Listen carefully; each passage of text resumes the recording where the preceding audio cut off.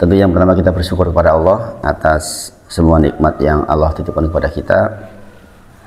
Sebagaimana biasa saya mengingatkan bahwa nikmat ini adalah titipan yang harus kita gunakan sebaik mungkin untuk menegakkan ibadah kepada Allah Subhanahu wa taala. Maka pastikan seluruh nikmat terkonversi menjadi ketaatan kepada Allah Subhanahu wa taala agar LPG kita, laporan pertanggungjawaban kita dalam bentuk kitab nanti yaumil akhir, insya Allah mudah-mudahan menjadi laporan pertanggungjawaban yang baik sehingga dipantaskan oleh Allah untuk masuk surganya insya Allah. Salawat dan salam kita sampaikan pada junjungan kita Nabi Agung Muhammad Sallallahu Alaihi Wasallam. Kita sungguh berharap dimudahkan untuk mengikuti seluruh sunnah-sunnahnya sehingga kita termasuk orang-orang yang mendapatkan akhir kehidupan yang baik serta dibangkitkan dalam kondisi yang baik pula insya Allah. Pagi ini insya Allah bagaimana biasa di akhir bulan kita belajar hadis arba'in. Sebelum melanjutkan fikih sholat kita, kita selani dengan hadis arba'in biar dapat semuanya insya Allah. Terakhir dulu sampai ke nomor 12 atau 13 gitu. Kalau nggak salah 13 dulu itu terakhir, yang tentang la yu'minu ahadukum hatta yuhibba li ahihi. Tidaklah dikatakan seorang sempurna imannya ketika dia belum mencintai saudaranya sebagaimana mencintai diri sendiri. Dan kita sudah terangkan secara lengkap insya Allah. Sekarang kita masuk ke hadis arba'in yang ke-14.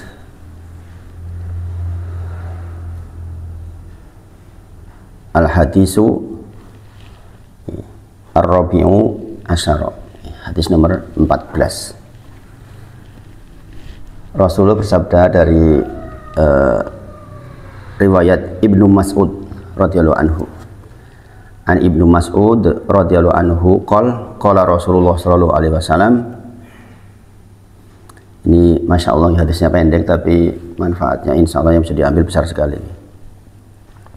Dan hadis ini memang butuh keterangan panjang lebar karena kalau dipahami tanpa keterangan yang panjang itu bisa salah pengertian gitu pada sebagian kelompok orang gitu. Rasulullah bersabda la yahillu, tidak halal, damumri'im muslimin, darah seorang muslim, illa kecuali bi ihda'is salas, kecuali karena 3 sebab. Ini kan medeni itu orang apa-apa bisa berbicara darah. Jadi tidak halal darah seorang muslim kecuali karena 3 sebab. Jadi asalnya darah seorang muslim itu pembunuhan, itu asalnya itu sangat-sangat terlarang. Mahal harganya istilahnya orang muslim itu darahnya. Sampai dikatakan di dalam hadis yang lain dikatakan bahwa hilangnya zawaludun, hilangnya dunia itu lebih ringan dibandingkan kematian satu orang muslim. Berarti kan luar biasa nih. Jangan ke orang muslim, orang non muslim saja ditumpahkan darahnya tanpa alasan yang jelas, itu berbahaya gitu. Apalagi darah seorang muslim. Tetapi di sini dikatakan illa bi ihda salas. Tetapi ada 3 sebab yang menjadikan darah seorang muslim menjadi halal. Nah ini harus menjadi pengingat buat kita. Saya sampaikan dari awal bahwa yang boleh melakukan untuk mengeksekusi atas 3 sebab ini adalah imamul muslimin. Dalam hal ini berarti pemerintah kalau kita, bukan orang per orang gitu maksudnya. Jadi 3 sebab yang mau dibahas ini bukan wewenangnya orang per orang maksudnya. Jadi ini wewenangnya imamul muslimin, bukan wewenang orang per orang. Jadi kita secara perorangan atau kelompok orang itu nggak menghukumi dengan cara ini.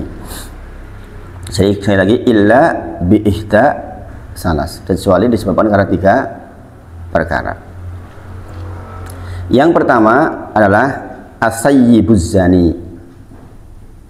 As-sayyibuz zani yaitu orang yang sudah punya suami, sudah punya istri, berzina.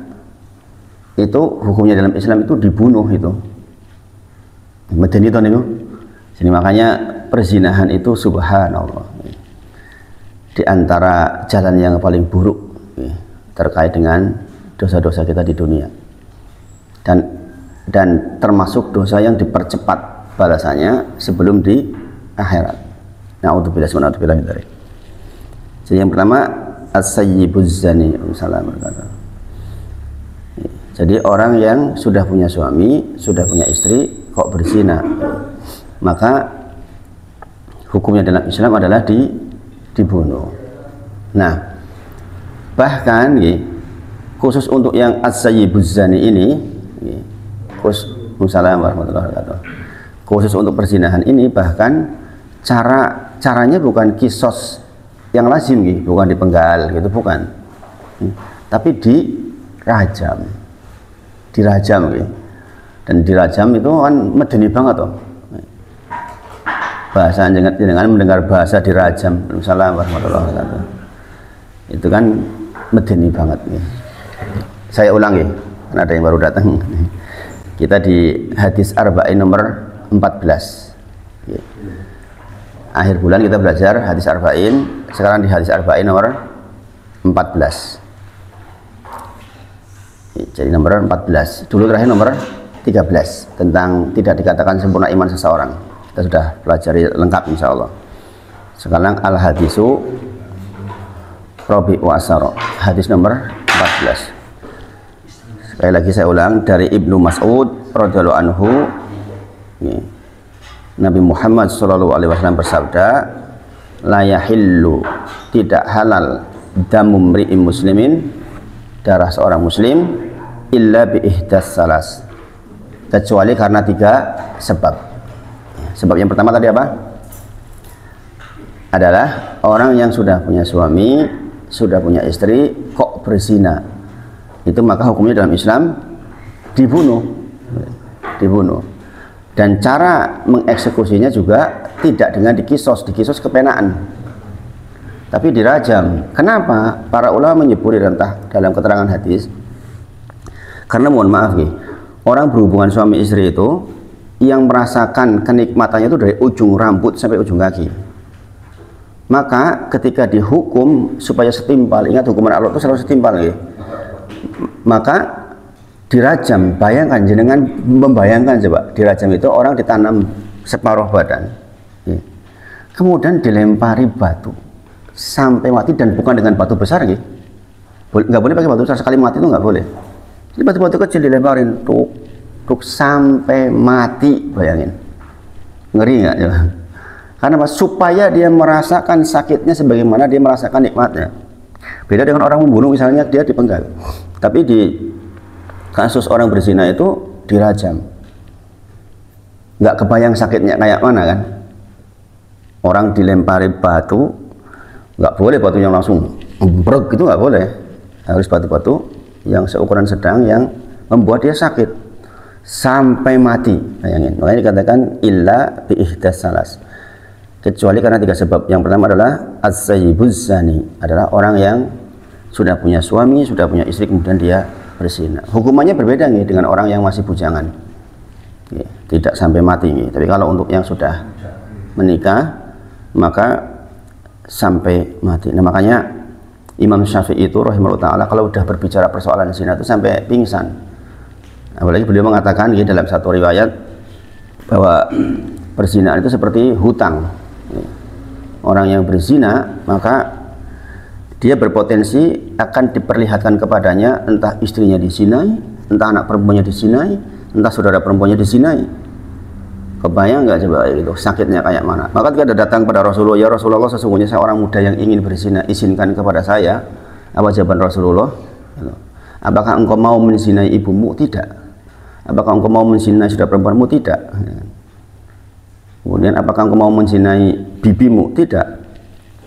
Ketahuilah, orang yang dizinai itu adalah bibinya orang lain, anak perempuannya orang lain, saudara perempuannya orang lain.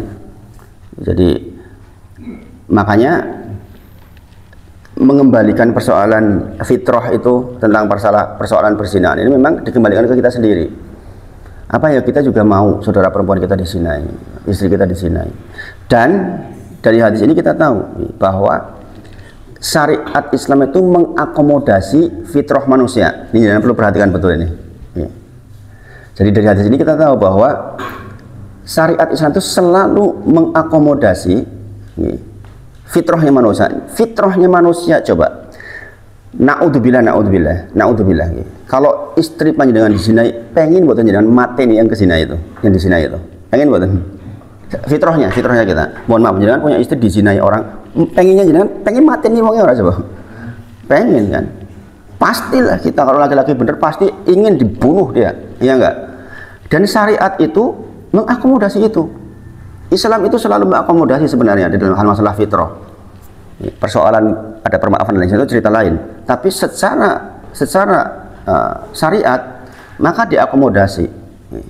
Subhanallah.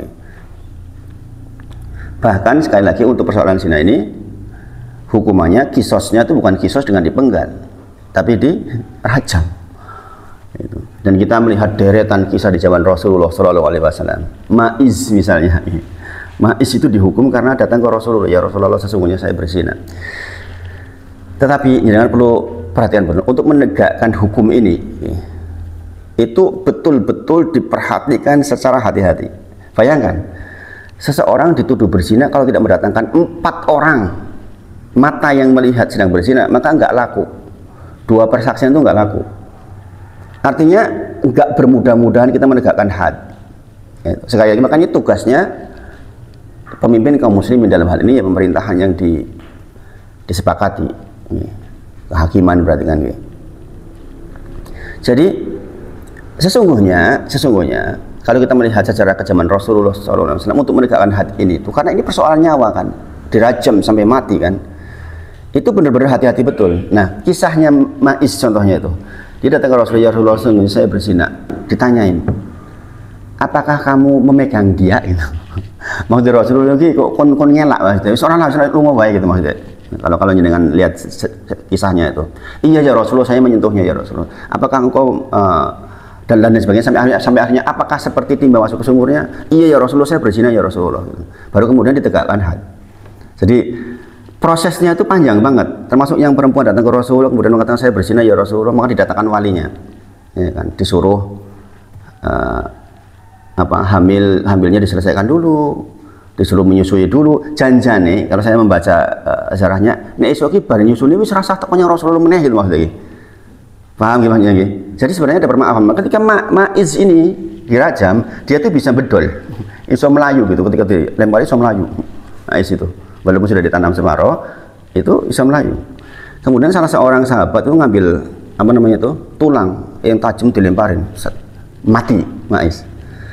Maka kemudian dilaporkan Rasulullah, ya Rasulullah sesungguhnya tadi Maiz begini dan begini. Maka Rasulullah menyampaikan, kenapa engkau nggak biarkan saja ketika lari? Siapa tahu dia bertobat. Pahami maksudnya nggih? Paham nggih? Jadi menegakkan tentang had ini memang tidak gampang maksudnya.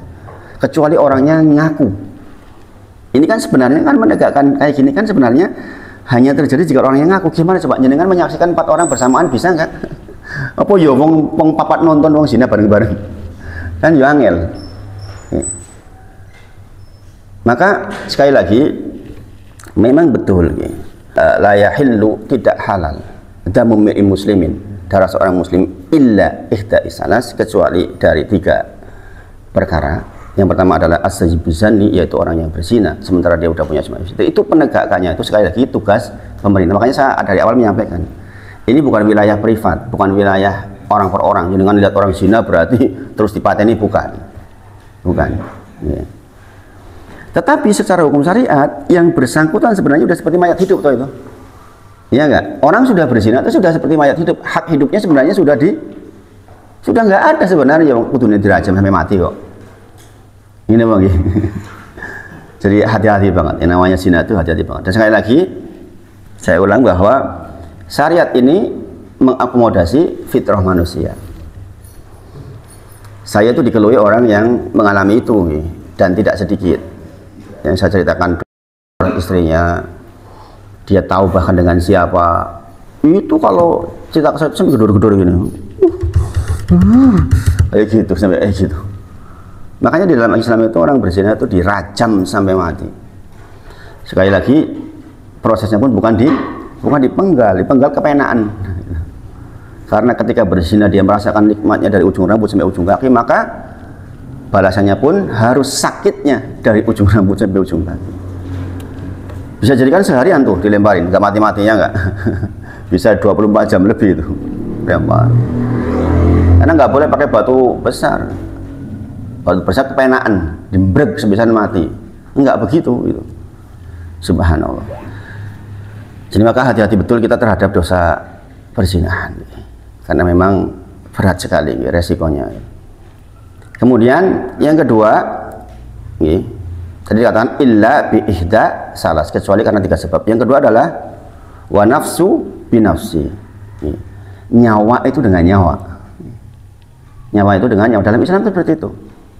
Makanya sekali lagi dari sini juga kita tahu bahwa fitrah manusia diakomodasi oleh syariat Islam. Jadi dengan bayangkan punya anak lahirin kayak mana capeknya, kemudian diopeni sama jenengan, dan disekolahkan SD, SMP, SMA, dibelikan baju bagus, dibiayai sampai kuliah.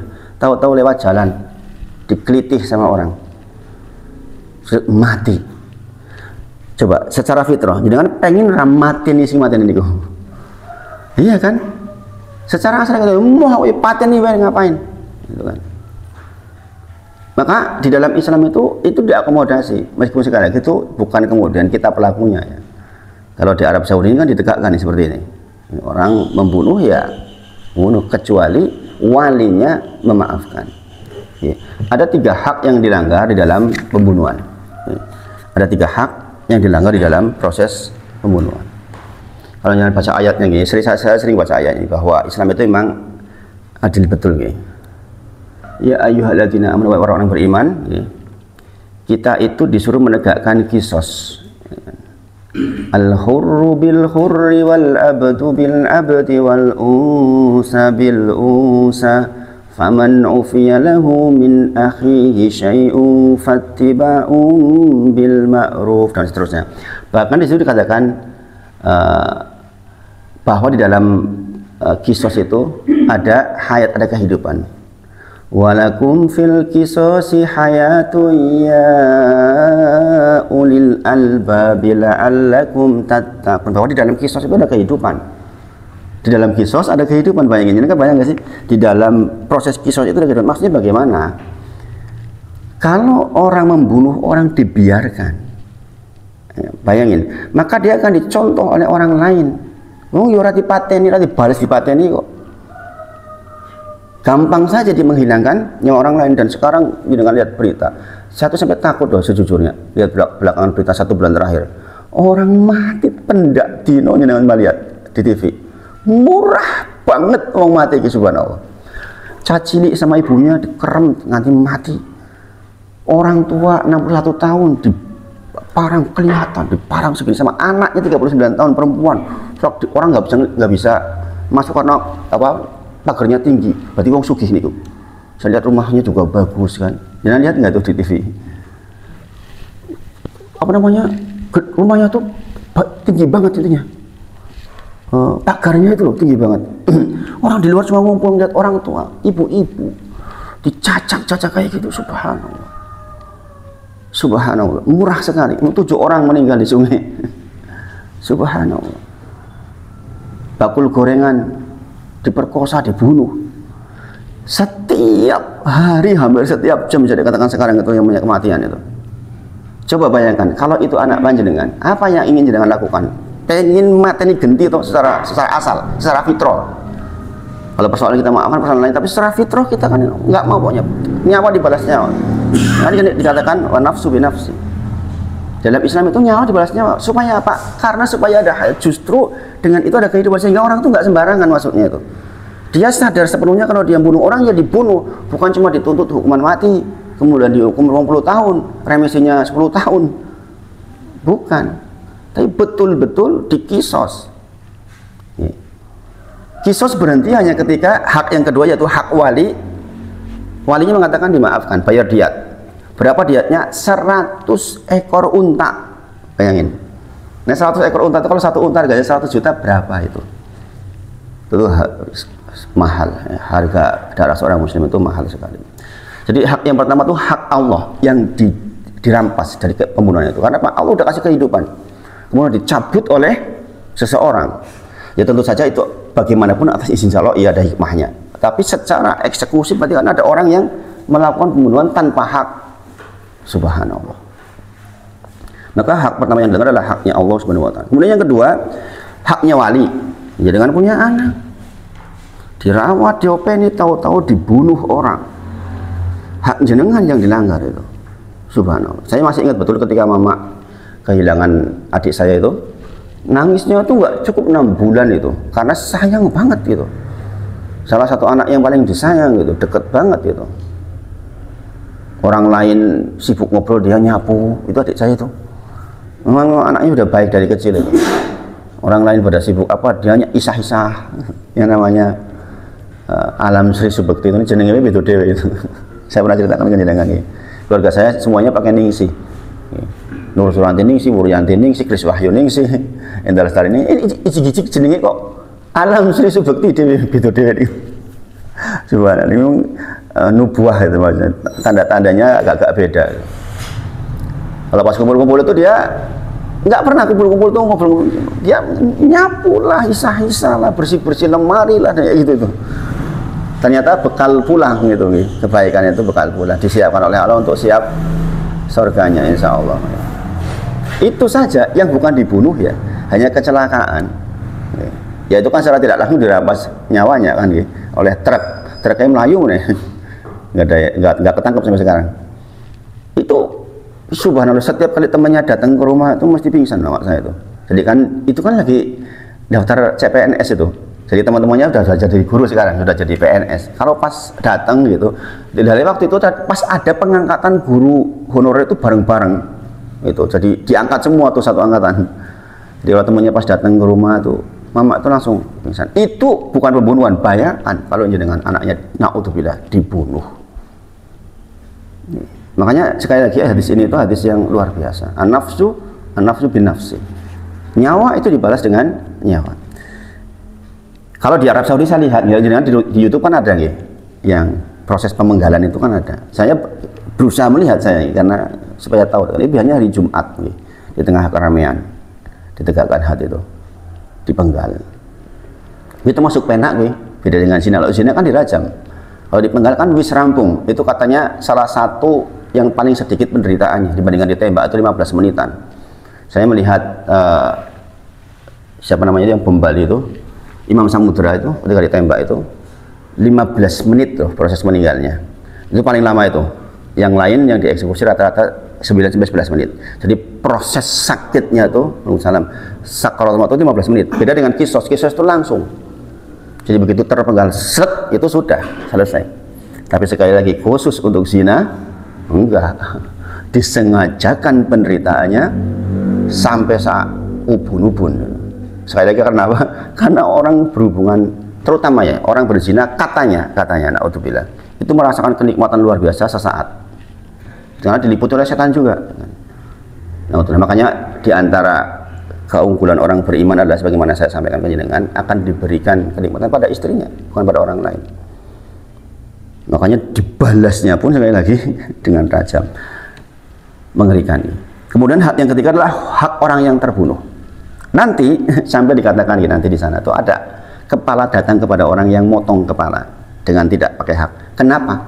Kok kue motong aku ngopo kue? Besok ditanya gitu tuh. Dan perlu jangan ketahui, inilah dosa yang pertama diurus oleh Allah sebelum yang lain-lain. Itu dosa masalah dam, masalah darah. Jadi yang diselesaikan oleh Allah pertama kali hubungan antar manusia itu persoalan darah. Dan nanti nuntut itu nih. Jadi ada 3 hak ini yang dituntut kepada orang yang menghilangkan nyawa orang lain. Demi Allah saya itu memperhatikan berita beliauan itu sampai ya Allah kok kayak gini gitu. Ya tentu saja orang tua khawatirkan bisa saja menimpa anak kita, bisa menimpa saudara kita kan kayak gitu. Subhanallah. Coba jangan perhatikan ada berita-berita di TV itu. Kok pendak 2 jam 3 jam berita pembunuhan. Subhanallah. Makanya syiar seperti ini tuh penting ya, bahwa orang dibunuh itu sebenarnya ya dibunuh, meskipun katanya HAM itu melanggar hak asasi manusia, lalu yang dilanggar terus dipateni kok. Sekali lagi persoalan memaafkan itu persoalan lain, ada difasilitasi maksudnya oleh syariat juga, walinya boleh memaafkan dengan membayar diat 100 ekor unta, 100 ekor unta. Kemudian yang ketiga itu adalah watariku lidinihi. Ini maksudnya adalah orang yang meninggalkan agamanya alias murtad. Nah, ini kan ketok ganas meno Islam itu. Orang tidak dipaksa masuk Islam ya. La ikraha fiddin. Kita tidak memaksa orang masuk Islam, tapi begitu masuk Islam ada konsekuensi yang harus ditempuh. Bahwa orang sudah masuk Islam itu nggak boleh murtad. Kalau murtad hukumnya secara syariat dibunuh. Nah ini kalau orang-orang yang liberal mengatakan Islamnya agama apa we, ganas men wong metu kok dibunuh. Jadi gini, Pak Eko misalnya punya usaha, ya kan, punya karyawan 12 orang. Tentu saja sebelum jadi karyawan nggak dipaksa masuk jadi karyawannya Pak Eko kan, tapi setelah di dalam kan harus ada aturan yang dipenuhi Pak Eko. Gimana Pak? Ada aturan-aturan yang dipenuhi. Kue kini jam sampai dengan jam sak mene. Nek kue keluar dari jam itu berarti kamu melanggar, ya kan? Artinya ada hukum-hukum yang ditaati, demikian juga Islam. Orang nggak dipaksa masuk Islam, tapi begitu masuk Islam maka ada konsekuensi yang timbul. Makanya Abu Jahal sama Abu Lahab itu nggak mau mengucapkan la ilaha illallah karena apa? Karena menjadi muslim itu harus patuh. Dia nggak mau patuh, justru karena dia sadar la ilaha illallah itulah maka dia nggak mau masuk Islam karena sadar konsekuensi yang timbul. Kita sudah bahas syarat la ilaha illallah ada 7 kan. Di antaranya adalah ingkiyat. Ingkiyat itu tunduk patuh. Nggak bisa orang masuk Islam kok dipanggil adzan, alasannya nggak bisa.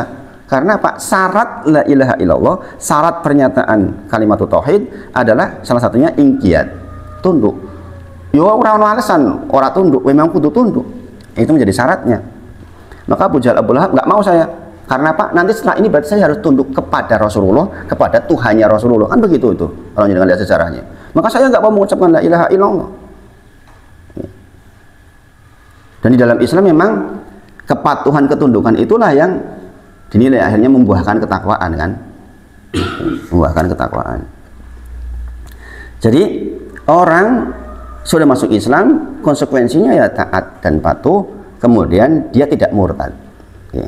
Sekali lagi, bukan berarti ada orang murtad kita bunuh, bukan. Itu tugas imam kaum muslimin. Dalam hal ini ya di Indonesia presiden beserta dengan seluruh jajarannya, yaitu kehakiman dan pengadilan lah. Jadi tidak kemudian kita menghukumi sendiri, bukan kelompok orang menghukumi gitu. Mas Denny misalnya pokoknya RT saya mau menegakkan hukum had itu misalnya Pak Denny, nggak bisa Mas Denny. Nek ono warga sing metu saka Islam pateni, wah yo jadi masalah. Nah sekarang bagaimana hubungan hukum positif di Indonesia atau di dunia secara umum? Memang yang menegakkan hukum mati itu masih sedikit, masih sedikit. Yang menegakkan total itu ya baru Arab Saudi saya lihat, atau sebagian negara Timur Tengah. Jadi orang membunuh itu dikisos, orang murtad itu dikisos, itu terjadi. Kemudian ini satu bagian, satu bagian. Watariku lidinihi, orang yang murtad, dan yang al-mufariku lil jamaah, orang yang nyempal dari jamaah. Ini diartikan apa? Orang yang memberontak. Orang yang memberontak kepada pemimpin yang sah. Itu termasuk yang dibunuh. Subhanallah. Ini konsekuensi yang berat memang ya. Jadi misalnya jenengan ada pemimpin kaum muslimin yang menegakkan keadilan, kemudian jenengan kok justru memberontak, itu termasuk ditegakkan hukum had. Nah ini 3 hal yang menjadikan darah seorang muslim yang sebelumnya haram menjadi halal karenanya. Tetapi sekali lagi ini adalah wilayah imam kaum muslimin. Saya ulang sekali lagi, la yahillu, tidak halal damu mri'in muslimin, darah seorang muslim, illa ihdasalas, kecuali karena 3 sebab. Yang pertama, seorang yang sudah bersuami, sudah beristri, kemudian dia berzina, maka wajib ditegakkan had, yaitu dihukum mati dengan cara dirajam. Kemudian orang yang membunuh orang lain maka dia dikisos. Kemudian orang yang keluar atau murtad dari agamanya, kemudian dia berpisah dengan jamaah, maka dia juga dikisos. Nah, saya ingin menyampaikan pelajaran yang bisa diambil dari perawinya. Yang menyampaikan hadis ini adalah Abdullah bin Mas'ud radhiyallahu anhu. Beliau itu termasuk orang yang sangat ahli di dalam masalah Al-Quran. Ini kan tahu kisahnya, masih kecil lagi menggembala, kemudian didatangi Rasulullah dan Abu Bakar, diminta untuk menyerahkan salah satu atau mengambil bagian dari gembalaannya. Kemudian dia mengatakan tidak, saya hanya bergembala saja. Kemudian Rasulullah menunjuk salah satu kambing, kemudian Rasulullah pegang puting kambingnya itu, tiba-tiba keluar susu yang banyak. Dia kagum dengan Rasulullah waktu itu, makanya dia minta ikut Rasulullah dan dia jadi pembantunya Rasulullah dalam jangka waktu yang lama. Maka dia menjadi orang ahli Quran karena hidup bersama dengan Rasulullah SAW. Bahkan dia mengatakan, jikalau ada orang yang lebih paham Al-Quran daripada aku, maka aku akan datangi dia dan aku belajar sama dia. Dia mengatakan, tidaklah ayat Al-Quran turun kecuali saya tahu kapan, di mana, dan disebabkan karena apa. Ini adalah Abdullah bin Mas'ud. Maka dikatakan Rasulullah menyebutkan salah satu orang yang sangat direkomendasikan untuk kita mengambil Al-Quran adalah Abdullah bin Mas'ud. Dikatakan istaqri'ul Quran min arba'ah, ambillah Quran dari 4 orang. Yang pertama adalah min Abdullah bin Mas'ud, yaitu Abdullah bin Mas'ud, wa Salim maula Hudzaifah, wa Ubay bin Ka'ab, dan Mu'adz bin Jabal. Dari Abdullah bin Mas'ud, salah satu orang yang direkomendasikan para sahabat untuk mengambil Al-Quran darinya. Kita tuh penting mempelajari perawi, itu penting. Ini bicara masalah besar tadi kan, bicara persoalan besar sekali itu, persoalan darah kaum muslimin. Ternyata yang meriwayatkan adalah orang yang sangat kompeten. Sebagaimana ketika kita belajar tentang sholat sunnah kemarin, yang meriwayatkan adalah Ibnu Umar radhiyallahu anhu. Kita tahu begitu mendengar kata-kata Ibnu Umar radhiyallahu anhu, buat saya itu langsung punya energi untuk melakukan ibadah itu. Kenapa? Nah, dia tuh orang yang paling berusaha tepat dengan Rasulullah sallallahu alaihi wasallam. Maka kalau ada terkait dengan fikih, ya rasanya ini orang yo eman-eman. Sekarang itu sudah banyak loh yang WA ke saya, ibu-ibu terutama. Ustaz, saya hari ini sudah 60 loh sholatnya, alhamdulillah. Saya udah 50 Ustaz. Saya sudah 48 Ustaz. Itu banyak sekali yang WA ke saya gitu setelah belajar sholat sunnah. Masya Allah. Bahkan ada yang WA ke saya hari ini udah 100 Ustaz. Terus ada yang nanya gini, saya kok bingung lagi mau melaksanakan apa lagi Ustaz, sudah 60 ini. Coba ditambah sholat apa meneh gitu. Masya Allah. Nah, ini berarti ngajinya berhasil itu. Kita yang sudah ngaji itu sholat kurang suka 40 ya kebangetan. Karena kalau ditambah sholat duha pun sudah 48. Belum lagi dengan sholat suruh, belum lagi dengan sholat yang lain-lain gitu. Jadi 50 itu ya kebiasaan yang standar bagi orang-orang yang sudah ngaji tentang sholat sunnah. Kemudian Rasulullah bersabda, barang siapa yang ingin membaca Al-Quran sebagaimana fresh ketika diturunkan dari Jibril ke saya, maka bacalah dengan caranya bacaan Ibnu Mas'ud. Bayangin tuh. Jadi ada orang yang membaca Qur'annya itu sebagaimana Jibril menurunkan kepada Nabi Muhammad SAW. Ambillah qiraatnya Ibnu Mas'ud. Makanya seringkali Rasulullah tuh nyuruh Ibnu Mas'ud suruh baca di depan Rasul. Jadi bayangin aja, jangan kebayang enggak suruh baca di depan Rasulullah SAW. Bayangin itu wis maput kalau saya Ibnu Mas'ud itu membacakan Al-Quran untuk Rasulullah SAW sampai kemudian Rasulullah berhenti holas gitu. Rasulullah menangis misalnya, berhenti di ayat-ayat tertentu. Itu adalah Ibnu Mas'ud radhiyallahu anhu. Makanya kalau ada hadis kok yang meriwayatkan beliau sallallahu alaihi wasallam, saya itu sekali lagi punya energi untuk lebih mendalami. Kayak kasus tadi masalah darah itu kan butuh pendalaman itu. Ya kan, kita nggak boleh sembarangan menghukumi secara pribadi kan tidak. Tapi secara hukum asal kita tahu betapa yang namanya syariat itu memfasilitasi perasaan orang, memfasilitasi fitrah orang. Jadi memang perawinya pun memang orang yang sudah sangat luar biasa, dan dia adalah Asabiqunal awalun adalah orang-orang yang termasuk kategori orang-orang awal-awal masuk Islam. Tentu saja berbeda orang masuk Islam sudah jaya dengan masuk Islam dalam kondisi seperti itu. Dan dialah orang yang pertama membaca Al-Quran dengan keras di Mekah selain Rasulullah SAW. Satu-satunya orang yang berani membaca Al-Quran dengan keras inilah yang namanya Abdullah bin Mas'ud. Yang kemudian para sahabat mengatakan, kami khawatir kalau kamu melakukan itu engkau akan disakiti, dan ternyata betul. Begitu dia baca Quran, baca apa? Ar-Rahman. Ayat kedua, Allamal Quran. Isi ulung ngeh itu orang-orang. Itu di tengah-tengah keramaian. Khalaqal insan. Terus di Quran toh dikropiok. Bapak pelur Ibu Mas'ud itu. Bayangkan, sekarang kita baca Quran nggak ada yang ngakuin kayak gitu. Kalau kita nggak bersyukur, bahaya loh. Suatu ketika bisa dicabut nikmat ini, negara kita jadi negara yang kafir gimana? Kita baca Quran susah banget. Makanya harusnya bersyukur dengan nikmat Allah sebenarnya. Banyakin baca Quran hari ini sebelum ada hari seperti itu. Rumusnya kan jelaskan nih, Quran surah Ibrahim ayat 7 bahwa la in sakartum la azidanakum wa la in kafartum inna adzabi lasyadid. Jikalau kita diberi nikmat kemudian bersyukur, maka ditambah nikmatnya, diberi mulut sehat, bisa baca Quran nggak baca Quran, lama-lama nanti nggak bisa baca Quran sendiri, diambil nikmat bisa baca Qurannya. Jangan bisa baca Quran, lama nggak baca Quran mesti pelo, ya nggak? Jangan pintar baca Quran nih sekarang, kok nggak pernah baca Quran, yakin jangan baca terbata-bata, ya nggak?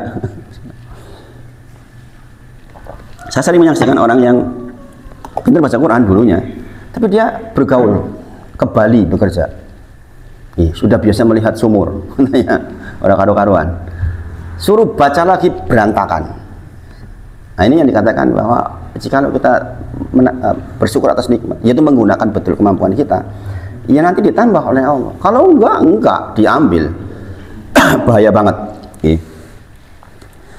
Jadi, dan beliau adalah sahabat yang turut hijrah 2 kali, ke Habasyah dan ke Madinah. Ke Habasyah pun dia ikut hijrah karena memang orang yang taat.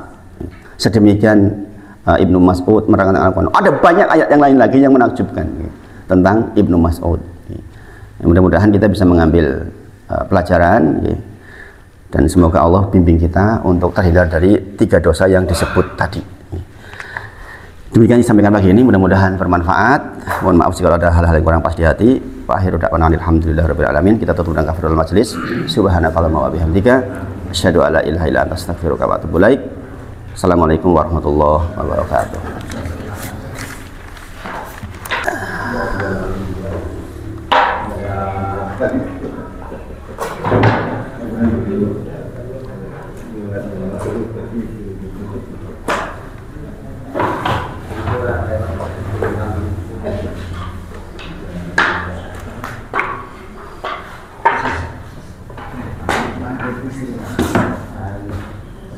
Cara